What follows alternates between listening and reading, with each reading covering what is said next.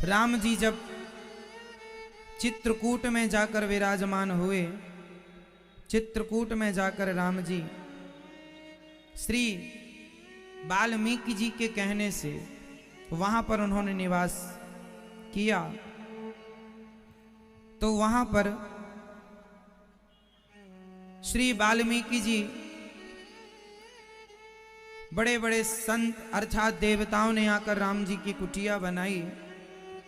कंद मूल फल लेकर के वहां के जो जंगल के भील कोल भील थे वह आए, दोनों में भर भर के वह भगवान को फल कंद मूल इत्यादि दे रहे हैं और राम जी को टुकुर टुकुर देख रहे हैं, कितने सुंदर हो। उन्हीं कोल भीलों में से एक बूढ़ा कोल भील बोला, किसी ने कहा कि क्या ये हमारी तरफ देखेंगे, क्या हम पर कभी ये करुणा करेंगे, हमें स्वीकार करेंगे? ये तो बड़े घर के व्यक्ति हैं, राजाओं के बेटे हैं। तब उन कोल भीलों में से एक भील बोला कि ये हैं तो बड़े, पर ये प्यार दीनों से करते हैं, छोटों से करते हैं। इसलिए उन्होंने कहा राम ही केवल प्रेम प्यारा, जान ले ये जो जान निहारा। सुनो, ये भगवान है, इन्हें केवल प्रेम पसंद है। प्रेम से जो हो, ना ये ऊंच देखते ना नीच देखते, ना जाति का कोई लेन देन है। बताइए भगवान क्या ऊंच नीच जात पात देखते हैं? ये जात पात हम लोगों ने बनाई है, इंसानों ने बनाई है, छुआछूत इंसानों ने बनाई है। ये घृणा नफरत आपने हमने इंसानों ने बनाई है। भगवान थोड़ी घृणा करते हैं। यदि घृणा करते तो भगवान निषाद राज जी को गले से क्यों लगाते? भरत जी निषाद को गले से क्यों लगाते? शबरी के बेर क्यों खाते? कोल भीलों के हाथ से कंदमूल फल लेकर क्यों ग्रहण करते? इसलिए भगवान के मन में कोई ऊंच नीच का भेद नहीं है। भगवान के तो सब ही बच्चे हैं। ये इंसानों ने अपनी मनमानी करके ऊंच नीच की दीवार खड़ी कर दी। भगवान से पूछा गया कि आपको क्या पसंद है, कौन सी जाति के लोग आपको प्रिय लगते हैं? बताइए भगवान को किस जाति के लोग प्रिय हैं? कौन लोग प्रिय हैं? तो भगवान ने कहा, मैं ना जाति ना पाति ना धर्म ना कर्म ना ऊंच ना नीच, मैं तो केवल उन्हें पसंद करता हूं जो शबरी के प्रसंग में भगवान राम कहते हैं, मानहु एक भगति कर नाता। मैं एक ही रिश्ता रखता हूं, एक ही नाता है, सिर्फ भक्ति का। मुझे जो भजेगा चाहे वो हाथी ही क्यों ना हो। गजेंद्र ने पुकारा, गजेंद्र की सुनी। रस खान ने पुकारा, वह तो मुसलमान थे, उनकी सुनी। भगवान सबकी सुनते हैं। कोई प्रेम से पुकारे। रावणों को ज्ञान नहीं था ज्ञान, ज्ञानी थे साहब, प्रेम करना नहीं सीखा था। इसलिए द्वार पर खड़े हुए भगवान को वो पहचान ना सके। पहचान भी वही सकता है मेरी माँ, जैसे भगवान सोई जाने जेहि देहु जनाई, जानत तुम्हि होई जाई। वेद पुराण पढ़ने से भगवान को नहीं जान सकते, भगवत कृपा से ही भगवान को जाना जा सकता है। प्रेम है, जानने का भाव है तो जान पाओगे। सोचो कि हम वेद पुराण पढ़कर भगवान को जान लें तो बड़े बड़े पढ़े लिखे लोग मूर्खों की तरह बातें करते हैं, मूर्खों की तरह व्यवहार करते हैं। क्या रावण ज्ञानी नहीं था? खड़े तो थे उसके द्वार पर भगवान, क्या उसके ज्ञान ने उसे पहचान पाया वो राम को? तो ज्ञानी रावण जैसा हो जाता है। इसलिए कोरा ज्ञान किसी काम का नहीं। जब तक वह ज्ञान प्रेम और भक्ति की चाशनी में न डूबे तब तक वह ज्ञान किसी काम का नहीं। इसलिए ज्ञानी नहीं, प्रेमियों की जरूरत है। भगवान प्रेमियों को प्राप्त होते हैं। और ज्ञानी भी बनो तो ऐसे ज्ञानी बनना जिस ज्ञान में केवल प्रेम हो, सिर्फ प्रेम हो, सिर्फ प्रेम हो। बिना प्रेम के वह ज्ञान शून्य, जीरो। इसलिए राम ही केवल प्रेम प्यारा। भगवान को प्रेम से जाना जा सकता है, ये राम का ही वचन है। मैं प्रेम से मिलता हूं।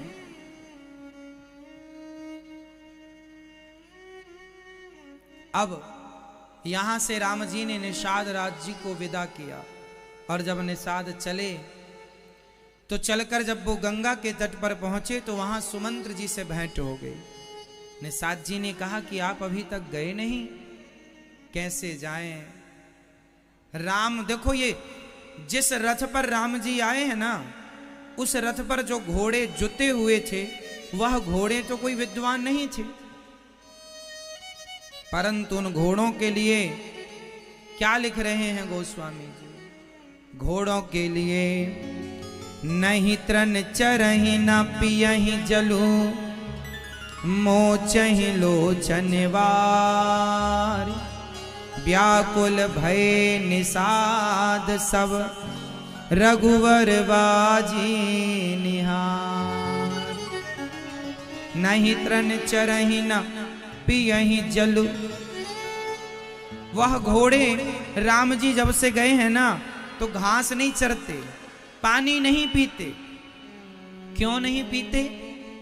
क्योंकि वह राम जी से प्रेम करते हैं। जहां प्रेम की अधिकता होती है ना वहां आंसू जरूर होते हैं। राम के वियोग में जब इन घोड़ों की ये स्थिति है, सोचो दशरथ जी की क्या स्थिति रही होगी। भरत जी कैसे तड़पे होंगे ये सुनकर के मेरे कारण मेरे राम को वनवास भेज दिया मेरी मां कैकेयी ने।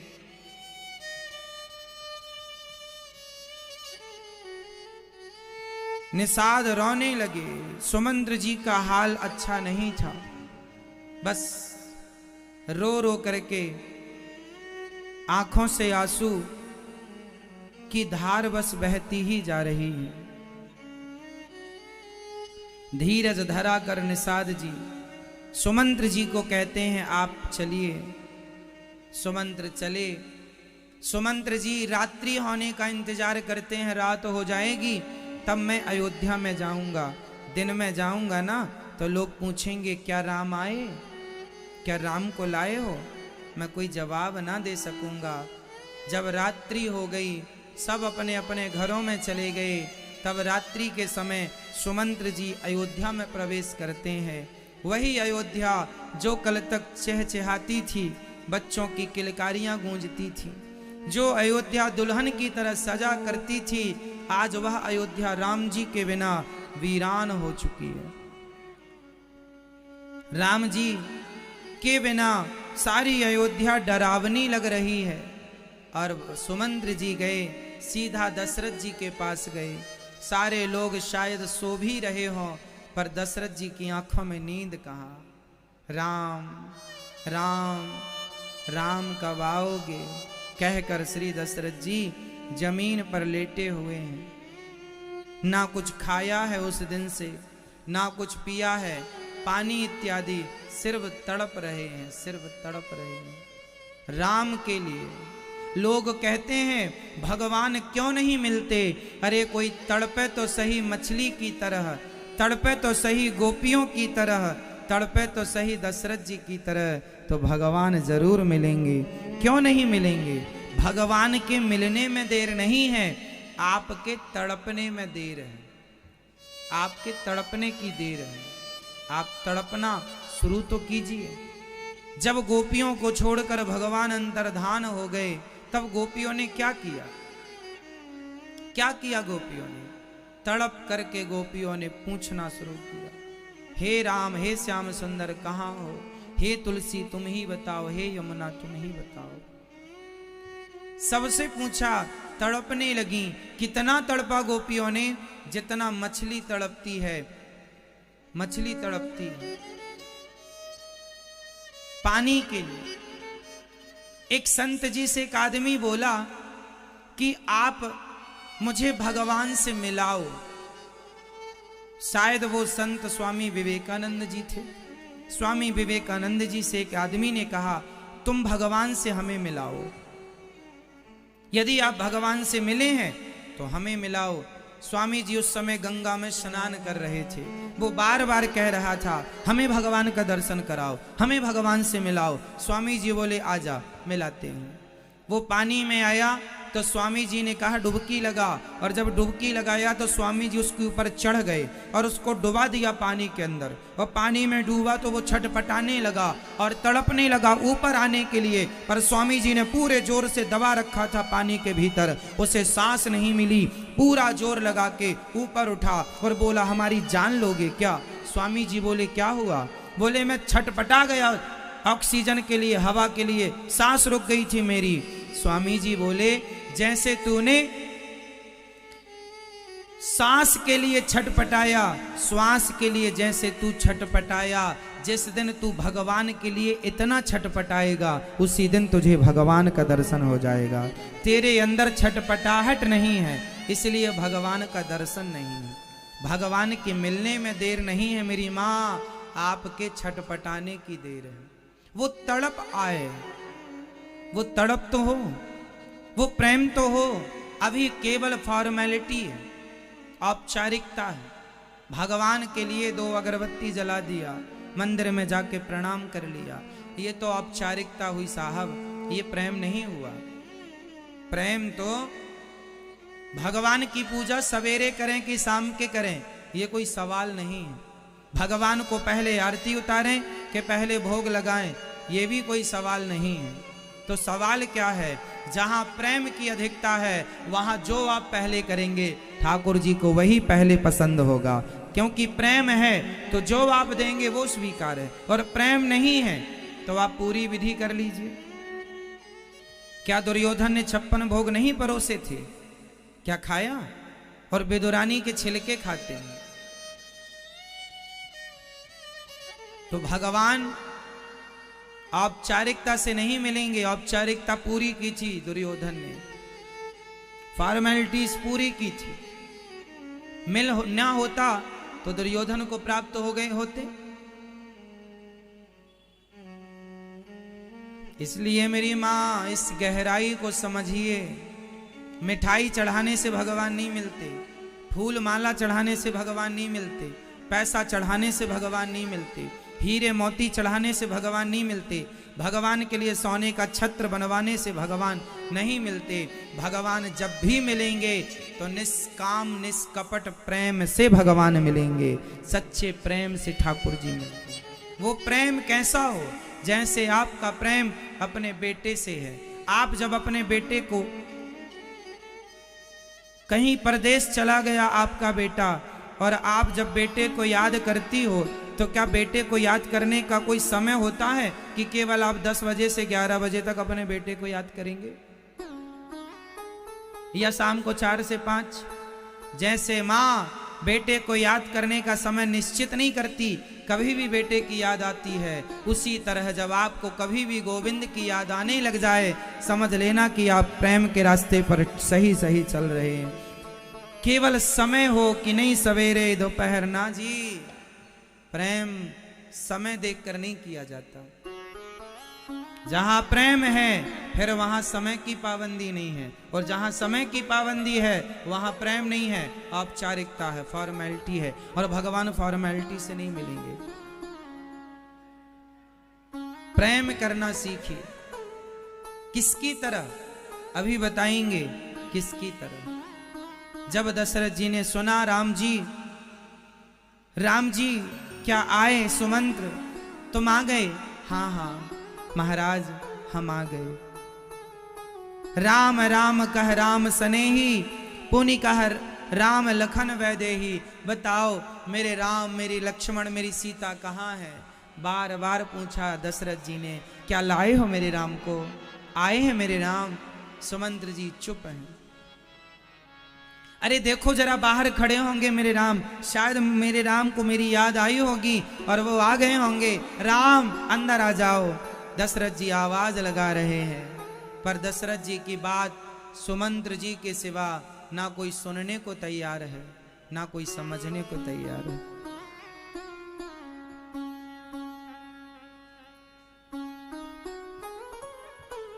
नहीं आए क्या? हाँ महाराज, हमने कहा था राघव चलो। उन्होंने कहा पिताजी से कहिएगा कि हम जैसे बेटा यदि अपने माँ बाप की आज्ञा का पालन नहीं करेंगे तो आने वाले युग में भला कौन सा बेटा अपने माँ बाप की आज्ञा का पालन करेगा। हमसे बहुत लोग सीखेंगे और हम ही गलत करेंगे तो लोग गलत सीखेंगे। सुमंत्र जी ने कहा वही लक्ष्मण जी ने कहा है। लक्ष्मण ने लखन कहे कछु बचन कठोरा, आपके लिए कुछ कठोर शब्द कहे। क्या कठोर कहा है? सुमंत्र जी ने कहा लक्ष्मण जी बताओ तुम्हारा क्या संदेश देंगे हम पिता को। लक्ष्मण जी ने कह देना उनका एक ही बेटा है केवल भरत और एक ही पत्नी है केवल कैकेयी, जाएं अपनी पत्नी के पास रहें, और एक बेटा है भरत उसी को बनाए राजा। हम तो कोई उनकी औलाद है ही नहीं, होते तो हमारे साथ इतना अत्याचार क्यों करते।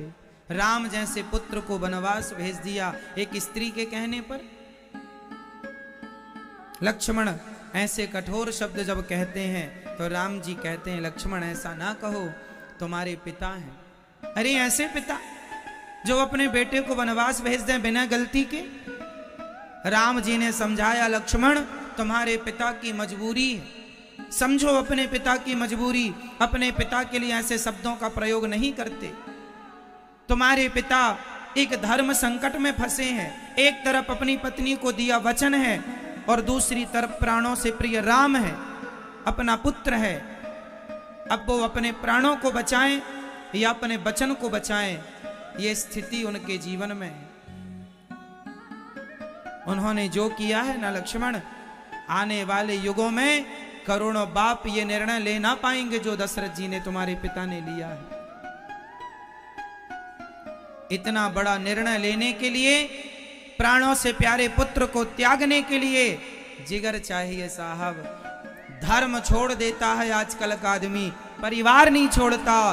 पर धन्य है दशरथ जी जिन्होंने परिवार का सुख अपना जीवन त्याग दिया पर धर्म को नहीं छोड़ा। धर्म धुरंधर है श्री दशरथ जी महाराज। मरण स्वीकार कर लिया, धर्म नहीं जाने दिया। न जाने देना धर्म, करना लोभ मत धन धाम का, और धर्म ही जाता रहा तब धन रहा किस काम का। धन बचाओगे तो क्या करोगे धन बचाकर? अरे बचाने का मौका मिले आप लोगों को तो कभी परिवार ना बचाना, धन ना बचाना। परिवार और धन से करोड़ों गुना बड़ा धर्म होता है, इसलिए धर्म बचाइएगा। धर्मो रक्षति रक्षिता, जो धर्म की रक्षा करता है धर्म भी उनकी रक्षा करता है। धर्म से बड़ा इस धरती पर कुछ हुआ है? धर्म के लिए बिक गए हरिश्चंद्र, धर्म के लिए काट दिया बच्चे को दो भागों में मोरध्वज ने अपने बच्चे को।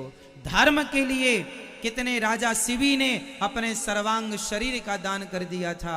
धर्म के लिए राजा, धर्म के लिए एक बड़े संत दधीची ऋषि ने अपनी हड्डियों का दान कर दिया था। किसके लिए?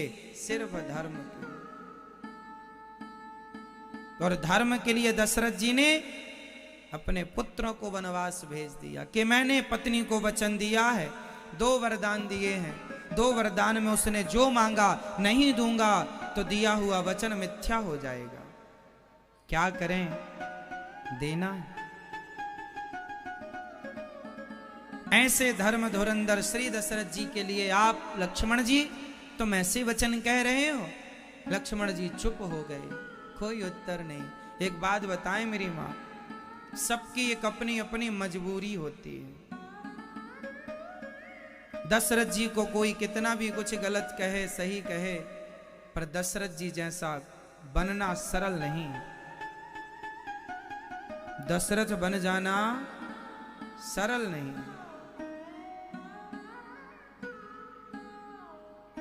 दशरथ जी रोने लगे, मुझे पता है कि मेरे लक्ष्मण ने क्या कठोर कहा होगा।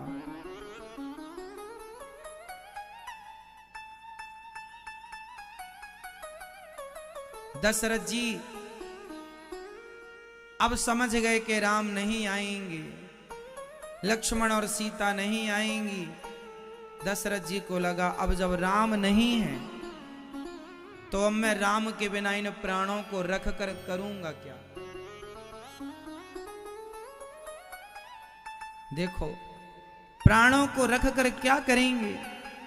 दशरथ जी को याद आ गया वो ब्राह्मण का दिया हुआ श्राप। कौशल्या जी बगल में बैठी हैं, सुमित्रा मां बगल में बैठी हैं, समझा रही हैं महाराज धीरज रखिए, धैर्य रखिए। ना कौशल्य, मैं कैसे धीरज रखूं, मुझे याद आ गया मुझे श्राप दिया था एक ब्राह्मण ने। श्राप दिया था? क्या श्राप था? एक बार मैंने एक निर्दोष बालक की हत्या कर दी थी। एक बालक? कौन बालक था? श्रवण नाम का एक ब्राह्मण बालक था। अपने अंधा अंधी माता पिता, उसके अंधे माता पिता को वो चारों धाम की यात्रा कराने के लिए निकला था और अयोध्या के इन्हीं जंगलों से वो अपने माँ बाप को लेकर गुजर रहा था। श्रवण के माँ बाप, अंधे माँ बाप को प्यास लगी। कहा बेटा श्रवण बड़ी प्यास लगी है, पानी ले आओ। शाम का वक्त था, रात्रि हो चुकी थी, सूर्य ढल चुका था, अंधकार था, चांदनी रात थी, पर इतनी भी चांदनी नहीं थी कि स्पष्ट दिखाई पड़ जाए। वह माता पिता को बिठाकर और वह श्रवण एक पात्र लेकर पानी की खोज करने गया। पानी आसपास था नहीं, सरोवर दूर था। उस सरोवर में जब पानी लेने गया, शांत जंगल था। चिड़िया भी यदि पंख फड़फड़ाती तो उसकी आवाज उस जंगल में गूंज रही थी, इतना शांत जंगल था। उसी समय मैं दशरथ वहां शिकार खेलने गया था। मुझे लगा कि कोई हिरण पानी पी रहा है सरोवर में। मैंने, चूंकि रात्रि थी, मैं दूर था, दिखाई पड़ा नहीं, मैंने बस आहट सुनी तो मैंने शब्द भेदी बाण का प्रयोग किया और शब्द भेदी बाण मैंने मारा तो वह बाण जाकर के श्रवण की छाती पे लगा। अब यहां एक सवाल खड़ा होता है कि शब्द भेदी बाण यदि मारा तो शब्द भेदी बाण कहां लगेगा? घड़े में लगेगा, क्योंकि पानी जब आप भरते हैं किसी बर्तन में तो आवाज वहां से आती है। बर्तन से पानी भरने में आवाज छाती से कहां आएगी? इसलिए बाण का छाती पे लगना गलत है। इस बात को समझिएगा तरीके से। सारी जिंदगी दशरथ जी गलत फहमी में जीते रहे। श्राप लगा दशरथ जी को, यह सही था, पर श्रवण की हत्या दशरथ जी ने नहीं की थी। श्रवण की हत्या जहां भी दशरथ जी जाया करते थे वहां संग संग रावण जाया करता था। और रावण को यह बात पता थी कि दशरथ जी के पुत्र से मेरी मृत्यु है। उसने ब्रह्मा जी से पूछ लिया था, मैं किससे मरूंगा? दशरथ जी ने कहा था, दशरथ पुत्र राम। तो रावण ने सोचा दशरथ को मार दूंगा, पर दशरथ जी को मार ना पाया रावण। तो उसने ऐसा षड्यंत्र रचा, आज मौका मिला कि जब श्रवण को बाण मारा तो जाकर के श्रवण का बर्तन ही टूटा था। श्रवण मरे नहीं थे, रावण था वहां पर। शब्द भेदी बाण उसने उठाया, वहां पर दूसरा घड़ा उसने जस के तस माया से रख दिया और रावण ने उस माया से बाण को उठाकर अपने धनुष पर चढ़ाकर उसी बाण को श्रवण की छाती पर मार दिया। मारा किसने? रावण ने, उसी बाण को मारा। अब दशरथ जी आए तो दशरथ जी ने देखा बाण। अब दशरथ जी ये विचार ना कर पाए कि मैंने बाण मारा। अब वो जान ना पाए रावण की माया को। रावण ने इसलिए मारा कि इनके माता पिता दशरथ जी को श्राप देकर समाप्त कर देंगे तो मेरा रास्ता साफ हो जाएगा। ये रावण का षड्यंत्र था। अब रावण ने तो अपनी सफाई से काम कर लिया। फूटे हुए घड़े के अवशेष भी उठा के फेंक दिया, चला गया। दशरथ जी आए, श्रवण तड़प रहे हैं। श्रवण को भी पता ना चला, क्योंकि रावण मायावी थे ना, वो बिना दिखे सब काम कर लेता था, दिखता नहीं था वो किसी को। श्रवण को भी लगा कि बाण इन्होंने मारा। दशरथ जी आए, श्रवण तड़प रहे थे। अरे आपको बाण लगा? हाँ, मेरे माता पिता वहां पर प्यासे बैठे हैं, बस उन्हें पानी पिला दो। दशरथ जी ने कहा मेरे से घोर अपराध हो गया। पात्र में पानी भर कर गए। श्रवण के माँ बाप तड़प रहे थे। श्रवण कहाँ हो बेटा? श्रवण कब आओगे? कहाँ हो बेटा? बड़ी देर हो गई। अंधे माँ बाप पुकार रहे हैं। तभी दशरथ जी आए, कुछ बोला नहीं। बेटा आ गए, पानी दिया तो हाथ को स्पर्श कर लिया। श्रवण के माता पिता ने, अरे आप कौन हैं? हमारा बेटा तो नहीं है ये। दशरथ जी ने कहा अपराध हो गया, अनजाने में हमसे आपके बेटे की हत्या हो गई। रो पड़ी वो मां जिस मां का एक लाल ही सहारा था। कौन हो तुम? हम अयोध्या के राजा दशरथ।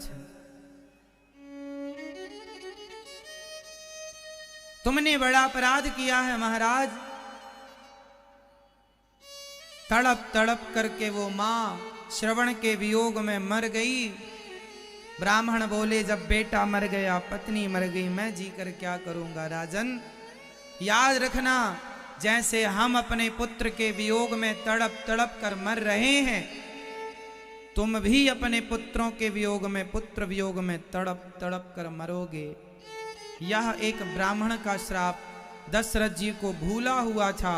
आज जब मौत आई तो दशरथ जी को याद आ गई। आज पहली बार इस श्राप के बारे में दशरथ जी ने माता कौशल्या से बताया। और दशरथ जी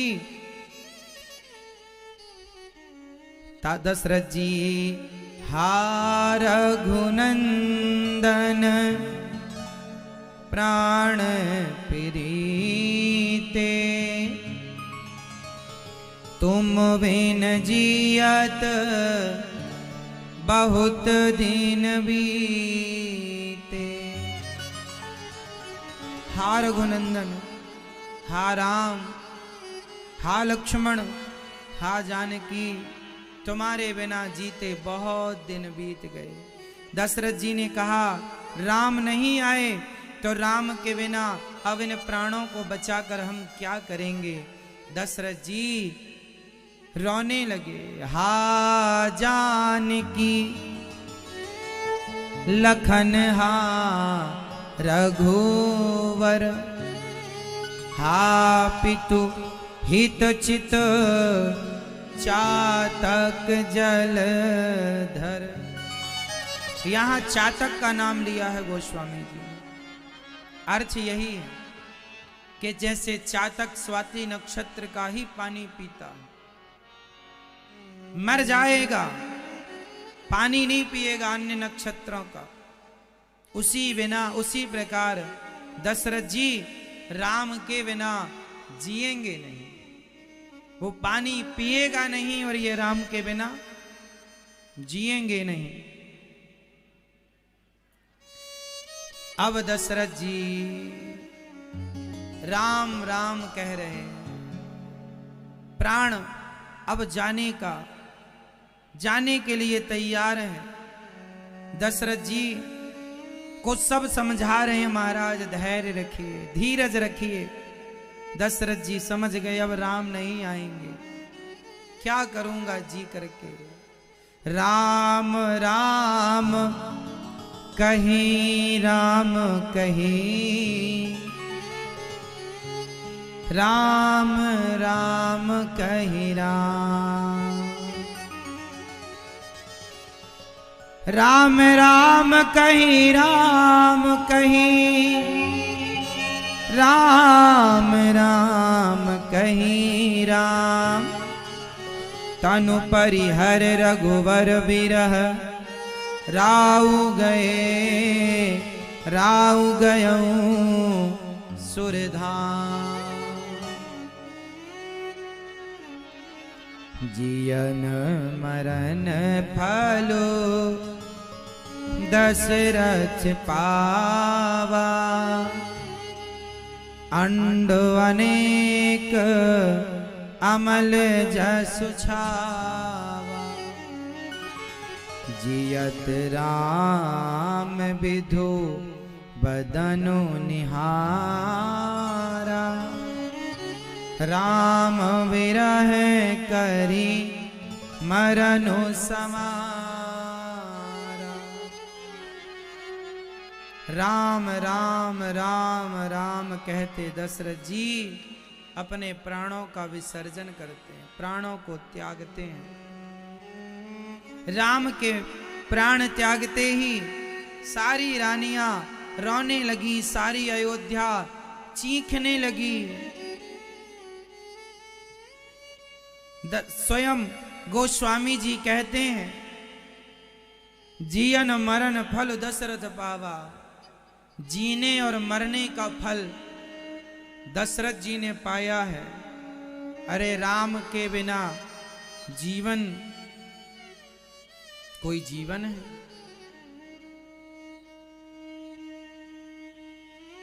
जब तक जिए हैं राम के लिए जिए और मर रहे हैं तो राम के लिए मर रहे हैं। भगवान से यही प्रार्थना करनी चाहिए कि हे प्रभु, जैसी मृत्यु दशरथ जी की हुई है ऐसी मृत्यु हमारी भी हो। जैसी मृत्यु दशरथ जी की हुई है राम के वियोग में तड़प तड़प कर, हे प्रभु हम भी जब मरें तो हमें जगत का वियोग ना सताए, हमें तो बस जगन्नाथ का वियोग सताए। हम भी दशरथ जी की तरह मरना चाहते हैं, राम के वियोग में, राम की याद में। और जीने और मरने का फल श्री दशरथ जी ने पाया है।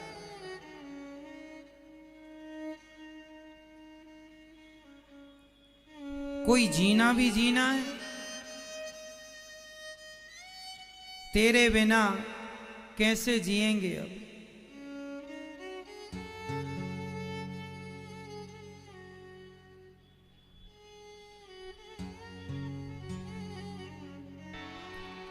ओ राघव रे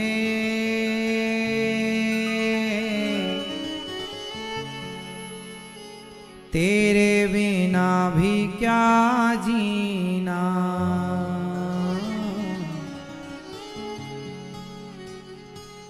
तेरे बिना भी क्या जीना। ओ राघव रे तेरे बिना भी क्या जीना। फूलों में कलियों में सपनों की गलियों में तेरे बिना कुछ कहीं ना, तेरे बिना भी क्या जीना। ओ राघव रे तेरे बिना भी क्या जीना।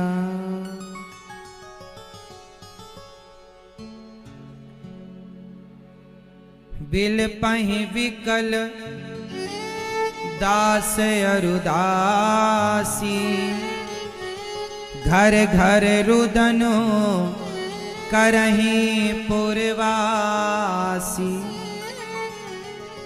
दशरथ जी के यहाँ जो दास थे, दासी थे, रो रहे हैं। दास और दासी का रोना ये दर्शाता है कि दशरथ जी कितने अच्छे राजा थे, कि दास दासियों से भी वो कितना अच्छा व्यवहार और प्रेम करते थे। सारे नगर में घर घर दशरथ जी के लिए लोग रो रहे हैं और अयोध्यावासी कह रहे हैं दशरथ जी चले गए, हमें क्यों नहीं मौत आती। अच्छे हैं दशरथ जी कि राम के बिना कम से कम वो मर तो गए। हम तो ऐसे अभागे हैं कि हम तो राम के बिना मर भी ना पाए। हम तो राम के वियोग में मर भी ना पाए। तेल नाव भरी नृप तनु राखा, दूत बुलाई बहुरी यश भाषा।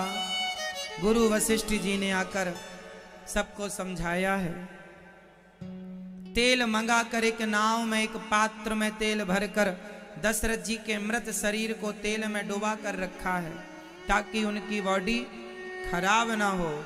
और अपने सैनिकों से, स्वयं गुरु जी ने अपने मंत्रियों से कहा जाओ भरत जी के ननिहाल जाकर उन्हें लेकर के आओ जल्दी से, और उन्हें कुछ बताना मत यहाँ क्या हुआ है, बस ये कहना गुरु जी ने बुलाया है। चल पड़े। सैनिक वायु के वेग से रथ चल रहा है। ननिहाल पहुंचे। कैकई जहां की थी, कहा जाता है काश्मीर की थी कैकई माता। वहां से ननिहाल में भरत जी थे।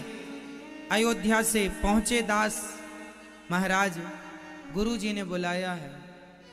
भरत जी ने कहा भैया मुझे कुछ दिन से बहुत बुरे बुरे सपने आ रहे हैं। अयोध्या में सब कुशल से तो है ना? सैनिकों ने कुछ ना कहा, मंत्री ने कुछ ना कहा, बस गुरु जी ने बुलाया। चलिए। वायु के वेग से जैसे थे भरत जी, शत्रुघ्न जी वैसे ही रथ पर बैठे और अयोध्या के लिए रवाना हुए। वायु के वेग से चले और जब अयोध्या में भरत जी का प्रवेश हुआ तो भरत जी को देखकर अयोध्यावासी अपना मुंह फेर लेते हैं। जो भरत जी को देखे ना, अपना मुंह फेर के कहते हैं कि जब इसकी मां नागिन है तो ये भी उसी नागिन का बेटा है। अभी अयोध्या के लोग भरत जी के स्वभाव और व्यवहार से परिचित नहीं थे। आग लगा दी इसकी मां ने। अब ये राजा बनेंगे राम को वनवास भेजकर। सारी प्रजा भरत जी से मुख मोड़ रही। भरत जी समझ ना पाए, कोई बात करने को तैयार नहीं भरत जी से।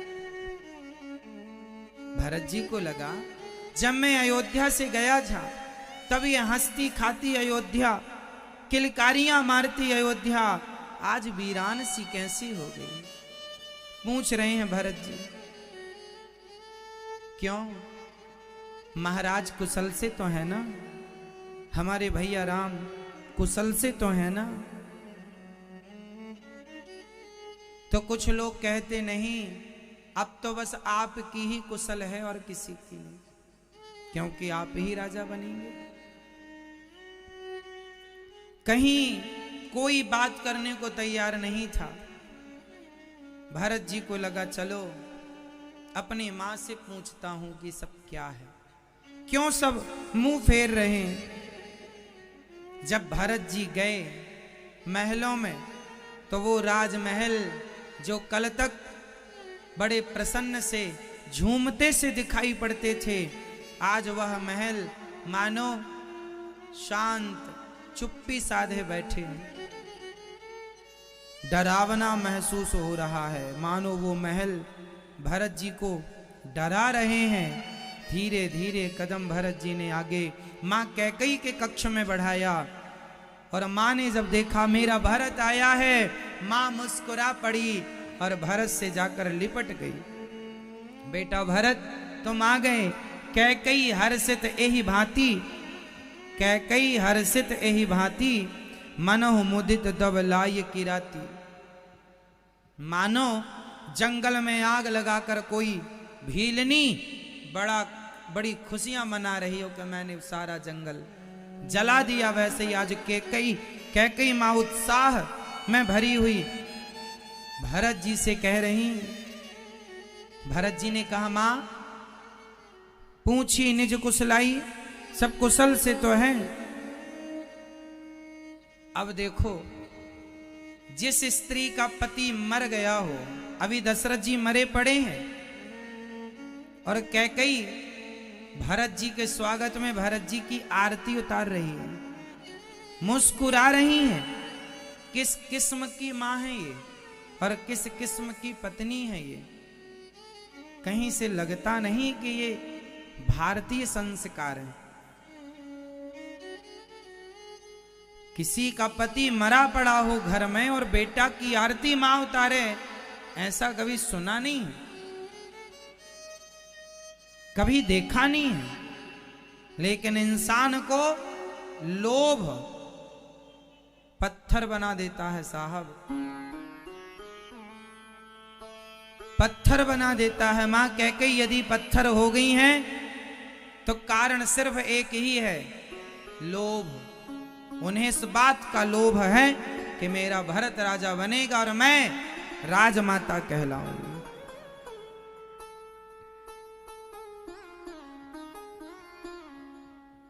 भरत जी पूछ रहे हैं मां ये अयोध्या वीरान सी क्यों लग रही है? राम जी कुशल से तो हैं, महाराज अच्छे हैं, माता कौशल्या अच्छी तो हैं। तब कैकेयी ने कहा तात बात मैं सकल समारी। बेटा मैंने सारा प्लान कर लिया था। कौन सा प्लान मां? तुम्हें राजा बनाने का प्लान। तुम्हें पता नहीं है तुम्हारे महाराज ने एक षड्यंत्र रचा। षड्यंत्र क्या? बोले राम को राजा बनाने की घोषणा कर दी थी। अच्छा राम जी राजा बनेंगे? हाँ सुनो, फिर मैंने ये पूरा प्रोग्राम रुकवाया। अच्छा कैसे रुकवाया? मैंने दशरथ जी को बुलाया और कहा कि मेरे बेटे भरत को राजा बनाओ और राम को 14 साल के लिए वनवास भेज दो। लेकिन एक छोटी सी बात गड़बड़ हो गई बेटा। पूरी बात बन गई थी, राम वनवास भी चले गए, दशरथ जी ने मेरी बात मान भी ली तुम्हारे पिता ने, पर जरा सी गड़बड़ हो गई। क्या? बोले तुम्हारे पिता अब नहीं रहे, तुम्हारे पिता अब नहीं रहे, उनकी मृत्यु हो गई। ये बात कैकेयी ऐसे बता रही हैं जैसे उन्होंने कोई बहुत अच्छा काम किया है, कोई गढ़ जीता हो, ऐसे बता रही हैं बिल्कुल।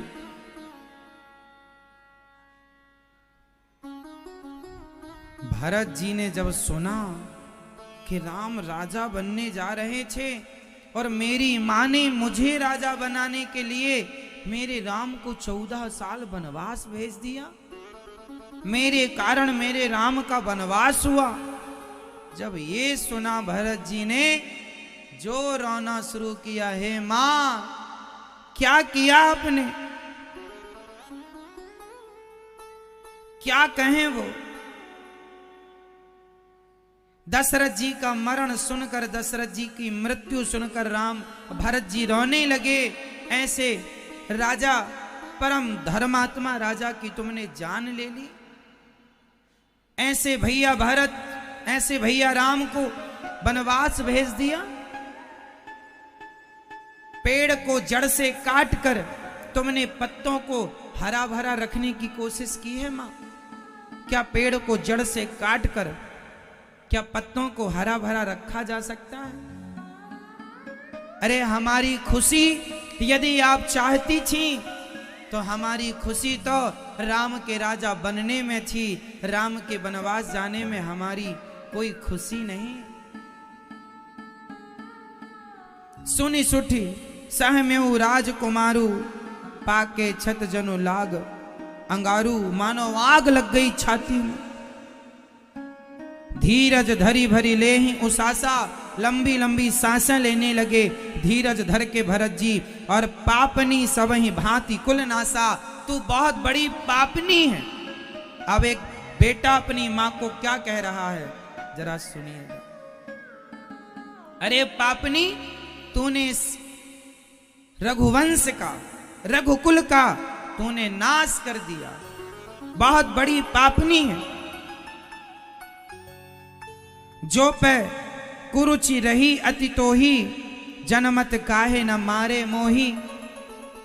ऐसे ही मारना था मेरी, ऐसे ही मारना था मुझे, तो जब मैंने जन्म लिया था तभी तूने मेरा गला क्यों नहीं दबा दिया। अरे तभी मार दिया होता तो कम से कम मेरे राम को मेरे कारण 14 वर्ष का वनवास तो ना उठाना पड़ता। पेड़ काटते पालूं सींचा, मीन जियत तूने पानी उलीच कर और मछली को बचाना चाहा। एक पात्र में पानी भरा है और उसमें एक मछली है। अब कोई मूर्ख आए और कहे कि पानी में मछली डूब रही है, तो पानी उलीच उलीच कर बाहर कर दे, और पानी बाहर करके मछली से कहे कि अब सुखी हो ना। तो जैसे बिना पानी के वो मछली सुखी नहीं हो सकती, उसी तरह मां मैं बिना राम के सुखी नहीं हो सकता। क्या कर दिया तूने।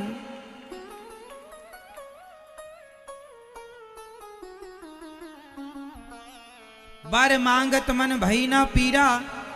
भरत जी कह रहे हैं आपके मुख में कीड़े क्यों ना पड़ गए, आपके मुख में कीड़े क्यों ना पड़ गए जब आपने मेरे राम को वनवास भेज दिया। जब आप वरदान मांग रही थी तब आपके मुख में कीड़े क्यों नहीं पड़ गए। अभी भरत जी अपनी मां को डांट रहे थे, अपनी मां को कह रहे थे पापनी है, कुल नाशनी है।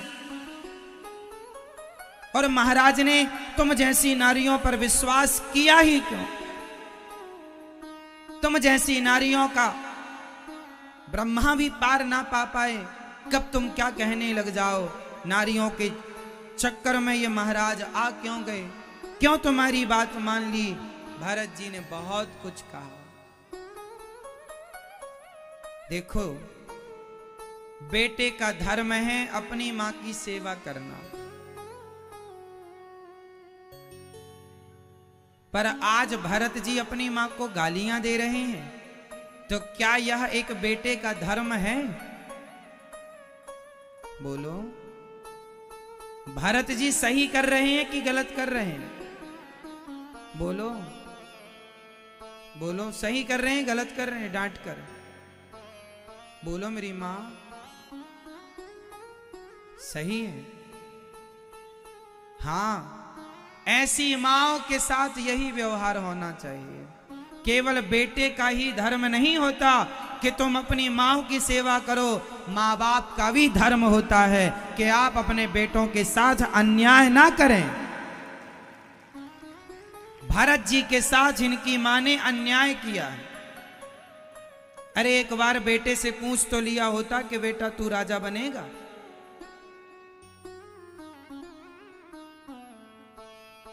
इसलिए हर जगह बेटा गलत होता है ऐसा नहीं, बहुत जगह माता और पिता भी गलत होते हैं। कई बार माँ बाप की गलती के कारण बच्चों को बहुत सारा दुख उठाना पड़ता है।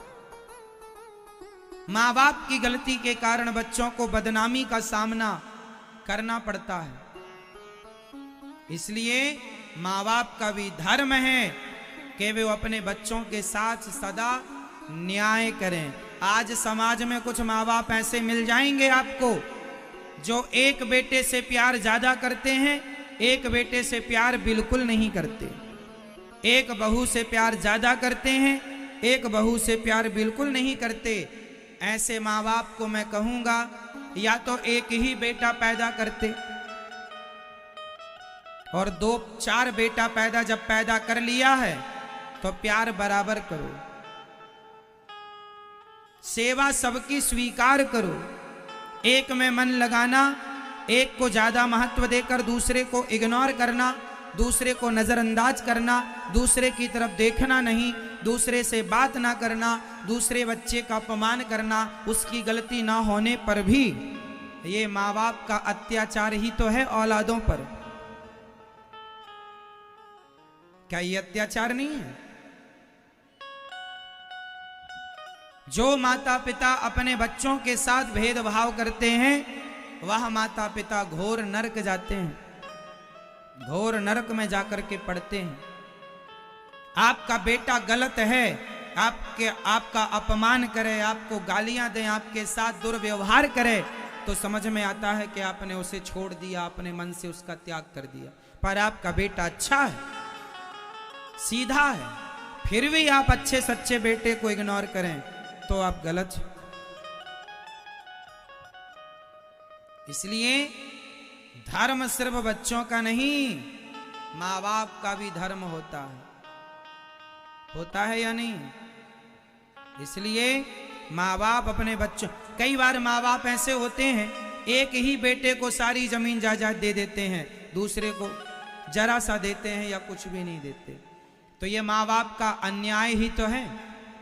जब राजा अपनी प्रजा पर अत्याचार करता है वह राजा नरक जाता है, और माँ बाप अपने बेटों पर अत्याचार करते हैं, उनके साथ भेदभाव करते हैं, तो वह माँ बाप भी घोर नरकगामी होते हैं। वह माता पिता भी, इसलिए तुम माता पिता हो तो बेटों के साथ भेदभाव ना करना। यदि तुम्हारा बेटा शराबी है, तुम्हारा बेटा गलत रास्ते पर है, तो बात समझ में आती है कि वो धन का दुरुपयोग करेगा, इसलिए आपने उसे नहीं दिया। पर बेटा लायक है, फिर भी आपने नहीं दिया उसे, उसके अधिकार नहीं दिए उसको, तो अपराध है। धर्म सबके लिए है साहब, ऐसा नहीं कि धर्म का पालन सिर्फ हम करें, सिर्फ हमारे लिए धर्म है, आपके लिए नहीं, ऐसा नहीं है। धर्म की परिभाषा सब पर लागू होगी। हमारा धर्म है तो आपका भी धर्म है। हम अपने धर्म का पालन करें, पति का धर्म है तो पत्नी का भी धर्म है, बेटे का धर्म है तो बाप का भी धर्म है, सास का धर्म है तो बहू का भी धर्म है। आप हमारे अतिथि हैं तो आपका भी धर्म है और हमारा भी धर्म है। हर समय, कल मैंने धर्म की परिभाषा आपको और स्पष्ट समझाई थी कि हर स्थिति परिस्थिति पर धर्म की परिभाषाएं बदल जाती हैं। कैसे? जैसे माँ बाप की सेवा करना बेटे का धर्म है, पर भरत जी आज अपनी माँ को गालियां दे रहे हैं, यह भी एक धर्म है। यदि बेटा भरत माँ की बात मानकर राजा बन जाते तो भरत अधर्मी कहलाते ना? हाँ या ना? फिर भरत का नाम जितना सम्मान से आज लिया जाता है, यदि भरत माँ की बात मानकर राजा बन जाते तो आज समाज में भरत जी का इतना सम्मान ना होता। तो जिस माँ की सेवा करना धर्म है, यदि कैकेयी जैसी माँ है तो उन माँओं को भरत जी गाली दे रहे हैं, तेरे मुंह में कीड़े क्यों ना पड़ गए, तो यह गाली भी धर्ममय, कोई अधर्म नहीं है।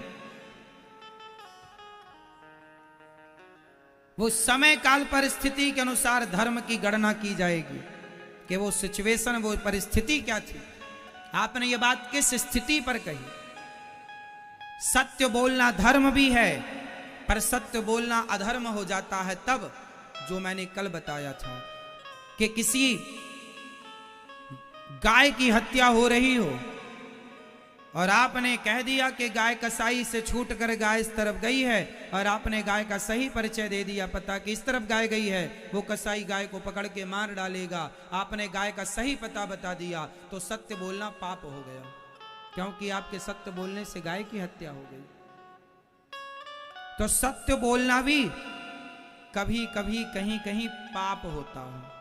और कई बार गाय की रक्षा के लिए, ब्राह्मण की रक्षा के लिए और निर्दोष लोगों की रक्षा के लिए यदि आपको झूठ बोलना पड़े समाज की सेवा रक्षा के लिए, तो आप झूठ बोल रहे हैं गाय की, ब्राह्मण की रक्षा के लिए, तो वह झूठ भी सत्य से बढ़कर है। स्त्री सुनर्म विवाहे छ प्रत्यर्थे प्राण संकटे।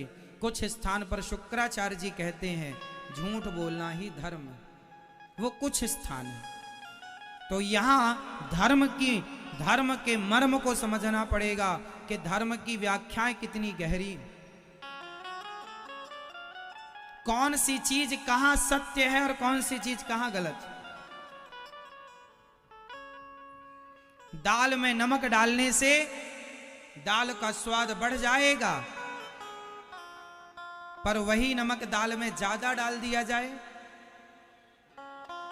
तो स्वाद बिगाड़ देगा।